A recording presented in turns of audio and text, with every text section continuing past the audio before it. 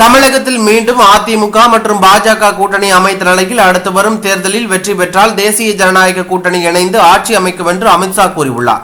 அதே நேரத்தில் தினகரன் மற்றும் ஓபிஎஸ் தேசிய ஜனநாயக கூட்டணியில் இருப்பார்களா என்ற கேள்விக்கு அதிமுக உள்கட்சி விவகாரத்தில் நாங்கள் தலையிடப் போவது கிடையாது என்று அவர் கூறிவிட்டார்.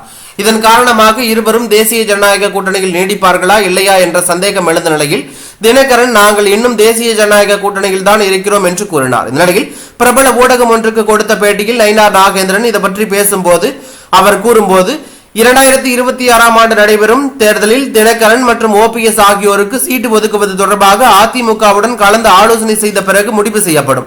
இது தொடர்பாக எங்கள் கட்சியின் ஆட்சி மன்ற குழுதான் முடிவு செய்யும். வருகின்ற தேர்தலில் சீட்டு ஒதுக்குவது தொடர்பாக ஆலோசிக்க அதிமுகவும் குழு அமைக்கும். தினகரன் மற்றும் ஓபிஎஸ் ஆகியோர் பாஜகவுடன் கூட்டணி என்பதில் உறுதியாக இருந்த நிலையில் கண்டிப்பாக தேசிய ஜனநாயக கூட்டணியில் இருந்த அனைவரும் 2026 தேர்தலில் இதே கூட்டணியில் நீடிப்பார்கள்.